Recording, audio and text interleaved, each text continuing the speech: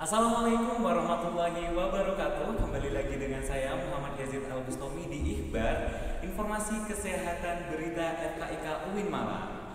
Mungkin untuk Ikhbar kali ini sedikit lebih spesial dari Ikhbar sebelumnya karena kita akan membahas tentang sedikit dunia santri seperti itu yang mungkin teman-teman nakula muda yang ada di rumah agak sedikit tabu seperti itu. Dan saya tidak sendirian pada Ikhbar kali ini, saya dibarengi oleh pemateri atau narasumber kita yang sangat luar biasa. Beliau adalah apoteker Ali Firman Firdausi, sarjana farmasi, magister biomed. Halo Pak Ali, bagaimana kabarnya Pak Ali? Alhamdulillah luar biasa ya. Template lah ya pokoknya. Narasumber yang luar biasa lah pasti gitu kan. Iya, oke. Yang kaman-kaman aja seperti itu. Oke. Baik Pak Ali, mungkin langsung aja nih Pak Ali, kita ke topik kita. Banyak banget nih Pak Alif di luar sana yang bilang bahwa santri itu maaf ya Pak Alif, kolot Pak, ataupun ketinggalan zaman Pak, karena seperti yang kita ketahui ya Pak, kalau di pondok pesantren itu tidak diberikan teknologi seperti itu Pak, seperti gadget atau yang lainnya seperti itu Pak. Padahal tuh Mas ya, kalau yang orang sering bilang yang ketinggalan zaman itu anak Betawi kan biasanya gitu kan. Anak Betawi ketinggalan zaman Katanya kan. Tapi nyatanya santri juga ada yang banyak yang bilang seperti itu. Memang pada kenyataannya bisa kita bilang iya, bisa kita bilang tidak sebetulnya. Sebab apa ya, sekarang memang orang kalau misalkan zaman dulu ya, memang orang kalau zaman dulu itu lebih memilih menyekolahkan anaknya. Kalau kepengen anaknya sukses, itu kan pasti stereotipnya sekolah di sekolah negeri, gitu kan. Habis itu sekolahkan di luar negeri. Nah itu stereotip zaman dulu, zaman ketika saya masih kecil.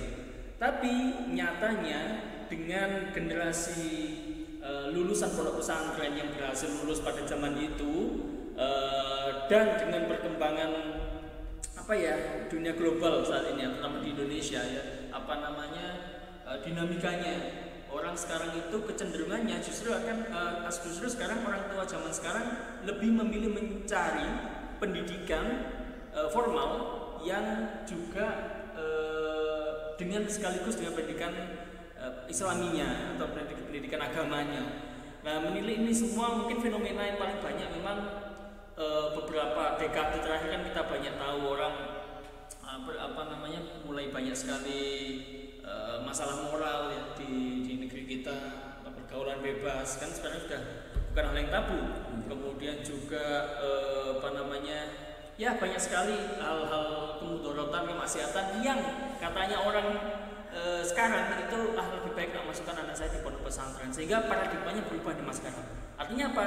Artinya pondok pesantren yang sejak bahkan zaman jauh sebelum kemerdekaan negeri ini sudah begitu lama dengan konsistensinya itu membuktikan bahwasanya pendidikan model seperti itulah yang sebetulnya sangat cocok untuk anak-anak kita di Indonesia. Artinya apa? Sebetulnya pondok pesantren dibandingkan dibilang kolot, justru dia lebih bisa dibilang visioner. Iya nggak sih? Oke, itu menurut jika kita ambil dari segi tingkah lakunya Pak, ataupun segi pergaulannya Pak. Kalau dari segi pengembangan skillnya Pak, bagaimana? Teknologi. Teknologinya. Iptek, ilmu pengetahuan dan teknologi. Nah, ini by the fact ya, sesuai dengan fakta. Jadi kalau dulu memang kecenderungannya sistem pembelajaran di pondok pesantren itu adalah menjaga tradisi salaf. Artinya apa? Dari sejak zaman Kanjeng Nabi gitu ya, kemudian ulama-ulama datang ke Indonesia mendirikan pesantren-pesantren yang bertahan hingga sekarang, itu tetap mempertahankan keaslian, artinya kemurnian, keutuhan dari ilmu agama itu sendiri. Islam sendiri itu sebetulnya murni, itu justru menurut saya bahkan daripada orang sekarang banyak menyerukan kembali ke Quran dan hadis. Justru pesantren itu jauh daripada itu, malah runut dari zaman Rasulullah turun-temurun karena riwayat keilmuannya jelas. Nah, seperti itu. Nah, itu istilahnya orang salaf ya, isinya di pondok pesantren kita mempelajari kitab-kitab salaf, kitab zaman dulu. Nah, paradigmanya sekali lagi sampai sekarang ini mulai banyak sekali pondok pesantren yang mulai berkembang dengan mengintegrasikan ya istilahnya dengan ilmu-ilmu pengetahuan dan teknologi. Sebetulnya saya nggak begitu suka mendikotomikan ya antara ilmu dan sains, karena sebetulnya Islam itu sudah kafah ya, semuanya masuk ke dalam, termasuk ilmu pengetahuan. Ini saja dengan adanya dikotomi itu, nah sekarang banyak sekali pondok pesantren yang modern ya, mulai dengan tidak meninggalkan ciri khasnya, yakni tentang ilmu-ilmu salaf tadi, ilmu agama salaf yang dijaga sejak zaman dahulu hingga sekarang, mulai terbuka dengan adanya ilmu pengetahuan teknologi. Ada pondok pesantren iptek, ada pondok pesantren modern yang dengan keunggulan sainsnya, ya banyak sekali zaman sekarang mas. Jadi justru sekarang makin kaya gitu, anak di pondok pesantren itu. Siap Pak. Mungkin bagi teman-teman santri yang ada di rumah, kita sebut Nakula Muda Pak, pendengar kita Pak. Nakula Muda. Tenaga kesehatan Ulul Albab yang masih muda. Saya Nakula tua. Semuanya muda-muda Pak. Muda-muda. Iya Pak. Jadi mungkin nggak usah perlu takut nggih Pak kalau mau sekolah di pondok pesantren seperti itu nggih Pak. Iya, sekarang sudah paradigmanya ke sana. Orang sekarang susah cari pondok pesantren untuk anaknya. Sekarang bahkan seperti itu. Banyak peminatnya nggih sekarang. Kalau Pak Alif sendiri nih, skill apa nih Pak yang harus santri punya Pak? Atau Pak santri pernah nyantri dulu Pak? Saya dulu itu sebetulnya saya agak malu kalau kamu di sini merepresentasikan santri ya, karena jauh api dari panggang sebenarnya. Artinya apa? Sebetulnya saya kalau dibilang ya mondok pernah, tapi nggak terlalu lama dibandingkan teman-teman saya yang lain. Teman-teman saya rata-rata itu 6 tahun, 9 tahun di pondok pesantren. Bahkan sampai sekarang masih ada yang mengabdi di sana. Sedangkan saya itu saya pendidikan SMP, tetapi sejak SMP sebetulnya sama orang tua saya sudah dikenalkan dengan dunia pesantren. Jadi setiap libur atau pondok Ramadan ya, Ramadan kayak sekarang gini nih, kalau teman-teman saya satu kelas di pesantren kan ikut sekolah atau nyantri di sekolah ya, pondok kilat gitu, saya sama orang tua saya ditaruh di pondok pesantren betulan selama 1 bulan full. Kalau anak-anak cuma sampai tanggal 17 kan kadang, iya, nah saya sampai beres karena gitu. Rasanya gimana tuh Pak? Iya, waktu itu memang nggak tahu ya, kayaknya orang tua saya menanamkan dengan berhasil ya. Jadi saya sendiri excited ketemu teman banyak, kemudian juga belajar dibimbing Pak Kiai, Penyai gitu. Kemudian lulus SMP baru, mungkin itu dalam rangka orang tua saya dalam rangka memperkenalkan saya SMP tadi, tapi gongnya mulai SMA. Saya mulai tinggal bisa dengan orang tua dan nyantri di Jombang, pondok pesantren Darul Ulum 3 tahun, lulus. Nah, teman-teman saya rata-rata lulus ya sudah beres, tapi saya merasa 3 tahun itu kok kayak kurang gitu. Kayak sebentar nggak dapat apa-apa. Nah, akhirnya selama 3 tahun itu saya lanjut sambil kuliah S1, saya bermukim juga di pondok pesantren sekaligus melanjutkan ilmu yang saya dapatkan selama saya SMA. Total 2 sampai hampir 3 tahun. Jadi total saya mondok mungkin antara 5 sampai 6 tahun total. Sedikit sih, makanya saya tadi bilang malu sebetulnya kalau mau ngomong, karena banyak teman saya yang 9 tahun ya sampai sekarang bahkan ya puluhan tahun ya ada gitu. Mungkin banyak santri-santri juga Pak seperti Pak Alif yang baru keluar pondok itu bingung Pak, mau ngapain gitu Pak, apalagi di dunia milenial sekarang sangat berbeda Pak sama yang ada di pondok Pak. Itu yang harus dilakukan apa Pak? Ya, saya pikir ya hampir sama dengan yang lain ya. Artinya santri keluar dari pondok, zaman saya dulu pengalaman ya, ada sedikit shock culture memang. Ya. Saya akui ada sedikit shock culture. Saya keluar dari pondok terbiasa kalau ada cewek lewat itu masih ya menundukkan mata saya, malu. Itu kalau di depan ceweknya, kalau jauh ya lihat.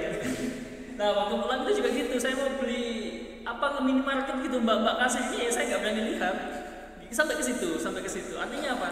Pendidikan di pondok pesantren itu kan simultan, nggak hanya jam sekian sampai jam sekian, tapi 24 jam dan selama itu. Artinya apa? Kita diulangi dan sampai menjadi habit.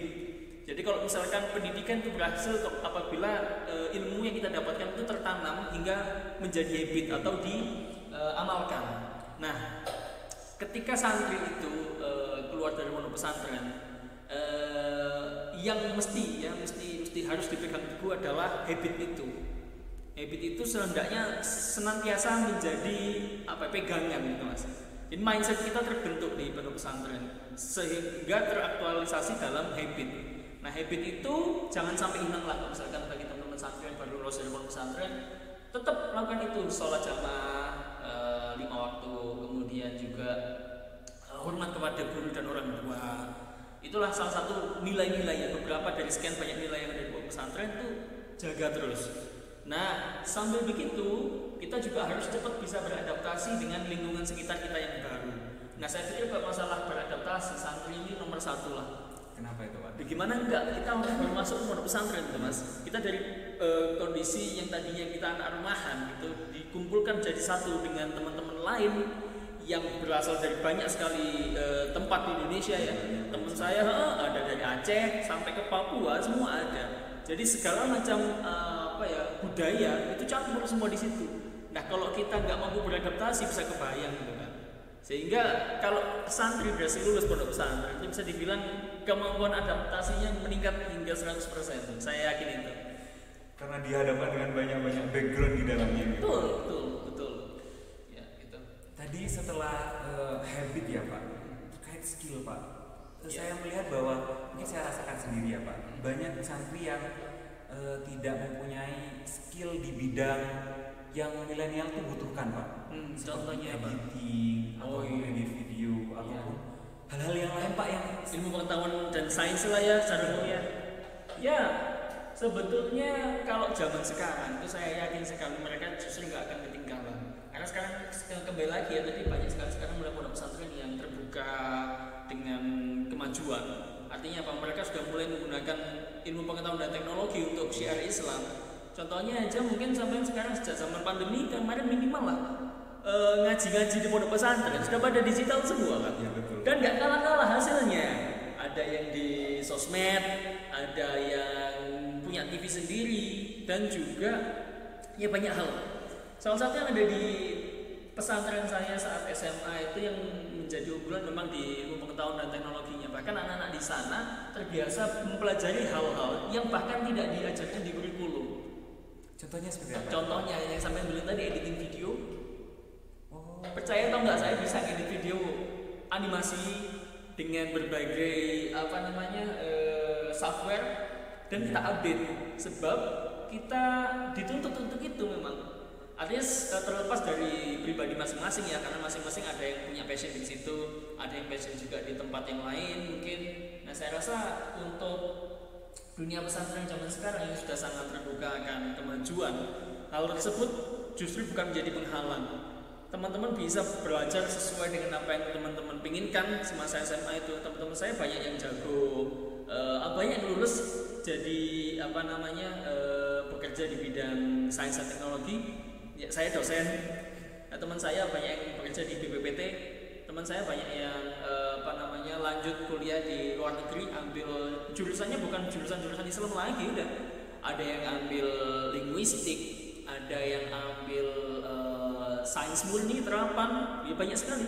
Artinya apa? Mereka tidak keinginan mereka untuk belajar hal di luar agama itu terbuka lebar. Bahkan yang menjadi nilai plus adalah bagaimana mengintegrasikan mereka dengan ilmu yang mereka dapatkan tadi dengan ilmu agama. Itu yang menjadi nilai plus lulusan pesantren dengan yang tidak. Itu yang saya pikir.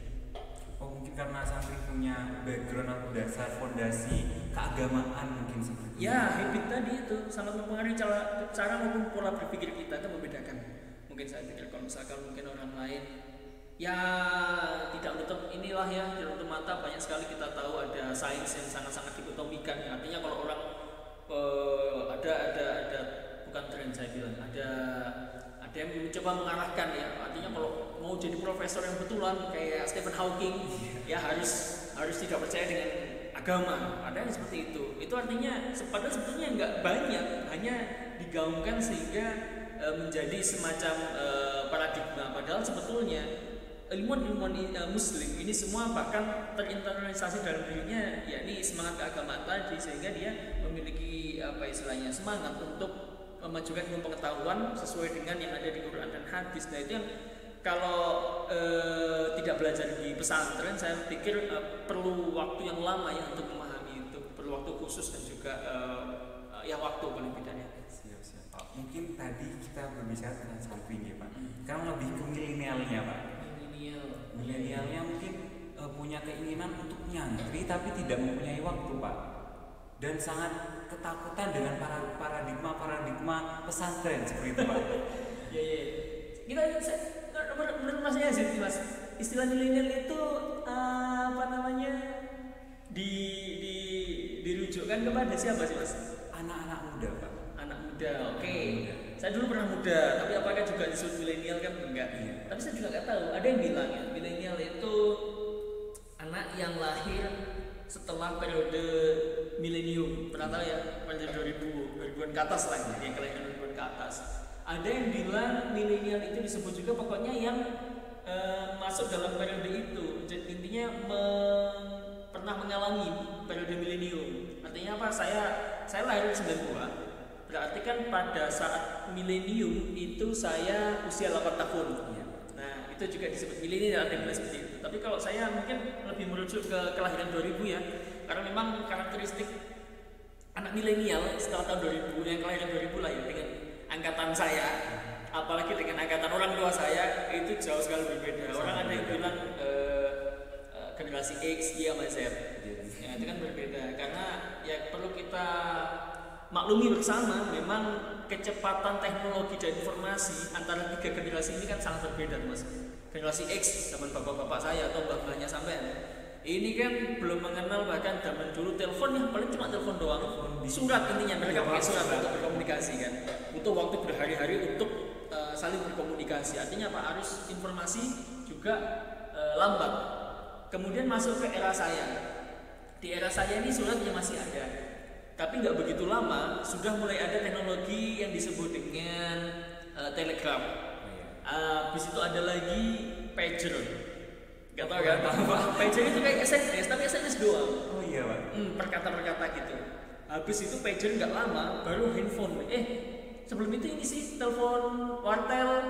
Oh iya Pak. Telepon umum, telepon flexi kalau orang bilang zaman dulu masih ada seperti itu. Artinya kita mau berkomunikasi itu harus effort, keluarin duit, harus jalan ke wartel minimal ya kan. Habis itu baru ada telepon genggam. Telepon genggam itu pun zaman dulu nggak semua pegang, kadang orang-orang tua kita aja atau yang punya duit aja. Sampai sekarang timbul smartphone. Nah mungkin yang ada tahun 2000 lahir ini mungkin minimal sudah dapat teknologi apa seperti HP tadi itu, sehingga arus informasi sudah terbiasa cepat. Apalagi yang lahir tahun 2010-an, 2006, 2008 itu kan sudah mengenal internet bahkan. Nah padahal zaman dulu itu sudah sangat canggih zaman segitu, orang bisa browsing apapun yang mereka inginkan. Apalagi anak yang sekarang lahir dengan apa istilahnya, dengan dunia media sosial yang segini cepatnya, semua bisa berpendapat, semua bisa mendapatkan pendapat dari orang lain dengan jarak persekian detik. Artinya apa? Gap di antara tiga generasi ini sangat berbeda. Nah tadi pertanyaannya milenial yang mau nyantri. Nah artinya Sekalian promosi nih Pak. oh gitu. Iya.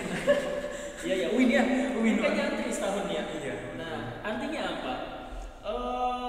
Saya bisa bilang mungkin generasi anak-anak yang sekarang ini tidak bisa lepas dari perkembangan teknologi seperti itu. Tidak bisa lepas dengan media sosial dan juga kecepatan dalam berkomunikasi dan menyerap informasi. Nah, itu suatu keniscayaan Mas. Jadi nggak bisa kita stop. Artinya apa? Anak nggak boleh medsos sama sekali, nggak bisa karena ini memang zamannya. Justru mereka akan ketinggalan kalau teman-temannya main medsos, dia sendiri yang enggak. Masuk ke zaman batu dia.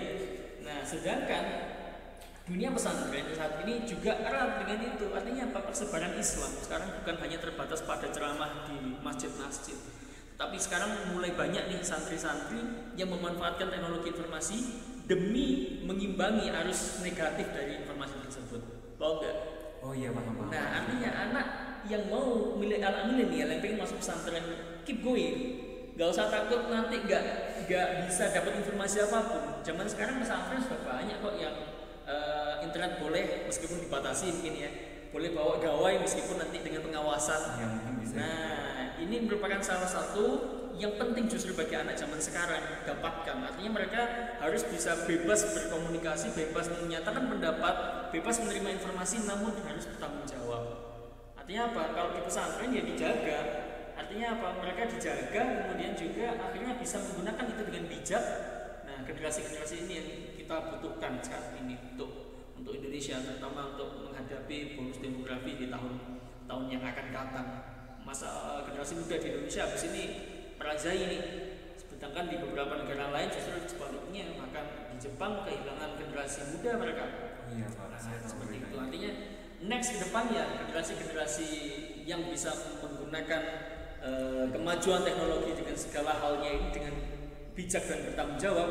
Nah, itu yang mungkin santri bisa berikan jawaban dan juga kontribusi saat ini. Mungkin menurut Pak Alif, bagi santri nih Pak, apa yang perlu santri kembangkan Pak, ataupun yang santri dapat buat agar bisa bersaing di era milenial ini Pak? Oke, saya pikir santri ini banyak sekali yang bisa dilakukan ya. Kalau saya sendiri berpendapat, bahkan sebetulnya santri ini bisa berbuat lebih. Artinya apa? Jangan hanya menjadi kaum eksklusif.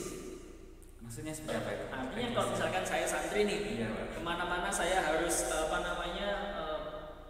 harus menjadi seorang santri yang atributis. Artinya apa? Harus pakai sarung, pakai jubah, pakai peci kemana-mana, dan saya maunya bergaul sama teman-teman santri doang. Nah, itu justru menjadi kehancuran. Artinya misi dari agama Islam sebetulnya kan ditabligh ya. Artinya gimana menyampaikan agama itu dengan kasih sayang. Sehingga kalau misalkan teman-teman santri itu eksklusivenessnya terjaga, artinya dia nggak mau bergaul dengan yang lain, ya misi itu kan nggak tercapai akhirnya. Jadilah diri kalian sendiri itu, kemudian tetap tanamkan nilai itu, kemudian bergaul dengan orang lain, sehingga orang lain akan terinfluence dengan kehadiran kita. Artinya kita menjadi pribadi yang anfa'uhum kan linnas. Dimanapun kita berada, kita memberikan manfaat. Jangan sampai kita berada di satu tempat aja nih. Ya ini kan eman. Artinya santri sekarang ya bisa melakukan banyak hal. Santri boleh jadi pemain bola, santri boleh menjadi seniman, santri boleh boleh menjadi dosen, guru dan lain sebagainya, tetap dengan memegang nilai-nilai keislaman yang kafah, yang betul dan yang lurus. Artinya dimanapun dia bekerja, ada jadi pemain bola, dia bisa mensiarkan Islam itu kan banyak sekarang model-model seperti itu. Sebelum bertanding, berdoa dulu, ajak teman-temannya, memberikan pesan-pesan keislaman di layar kaca. Kalau misalkan tanding di depan layar kaca, pengen jadi youtuber apapun itu, gaming barangkali, bahkan santri pun bisa. Seperti apa itu Pak? Seperti misalkan kalau gaming ya nanti masukkan istilah-istilah keislaman. Jadi ada juga kan ya tuh yang streamer daripada mengumpat hal-hal yang buruk ya dijadikanlah kalimat-kalimat thayyibah yang digunakan kan. Itu lebih menjadi ini, bukan artinya nggak boleh main game sama sekali, nggak gitu. Justru inti saya dari santri sebetulnya seperti itu, sehingga kita bisa masuk ke berbagai lini dan menyebarkan agama Islam itu dengan baik. Itu yang sehingga bisa diterima orang. Itu kan yang diharapkan kan dari agama ini kan gitu, bukan kebencian yang ditebar, melainkan keindahan. Gitu. Tetap tidak meninggalkan nilai-nilai Islam. Harus dijaga. Kuncinya kan di awal tadi saya bilang itu. Kita santri jangan sampai kehilangan identitas kita. Artinya kita juga harus bilang, saya itu santri. Dengan begitu saya kemanapun ya tetap menjalankan nilai-nilai kesantrian yang saya dapatkan selama saya di pondok pesantren. Siap Pak. Mungkin ini yang terakhir sih ya Pak untuk ikhbar kali ini. Last but not least. Pesan Pak Alif deh untuk teman-teman nakula muda yang ada di rumah. Pesan saya kaitan sama santri nih. Iya Pak. Pesan saya yang alumni pondok pesantren ya, kalian itu bukan mantan santri, nggak ada yang bilang santri itu mantan, nggak ada yang bilang alumni sebetulnya, karena hubungan antara santri dengan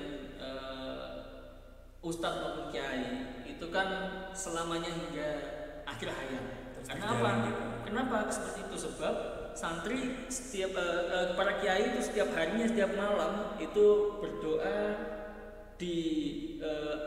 alamatkan kepada para santrinya, kepada para muridnya. pun demikian, santri sejati adalah yang selalu mendoakan kedua orang tua dan juga guru-gurunya, para kiai dan para masyayikh. Artinya hubungan itu selama terjaga ya tetap akan kalian menjadi santri.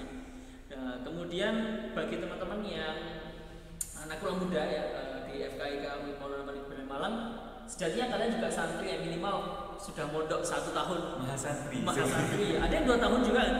Itu untuk kedokteran. Kedokteran tuh, ada yang 1 tahun, ada yang 2 tahun. Jadi jadikan itu sebetulnya adalah privilege, menambah atribut kalian yang membedakan dengan lulusan lain yang dari luar UIN Maulana Malik Ibrahim Malang. Sebab atribut itu yang nanti harus kalian pegang teguh, ya dijaga terus dimanapun kalian berkiprah setelah lulus dari sini. Sebab itu adalah nilai plus ya, atribut yang saat ini sangat dibutuhkan di dunia, di belahan dunia manapun. Orang dengan keilmuan yang tinggi, namun dengan moralitas yang terjaga, itulah yang dibutuhkan bangsa ini. Saya pikir demikian yang terakhir dari saya. Oke, terima kasih kepada Pak Alif yang telah membersamai kita di Ikhbar kali ini. Bagi teman-teman yang masih penasaran nih dengan Ikhbar episode sebelumnya, silahkan menonton di YouTube Humas FKIK. Mungkin itu saja dari saya, kurang lebihnya mohon maaf. Wassalamualaikum warahmatullahi wabarakatuh.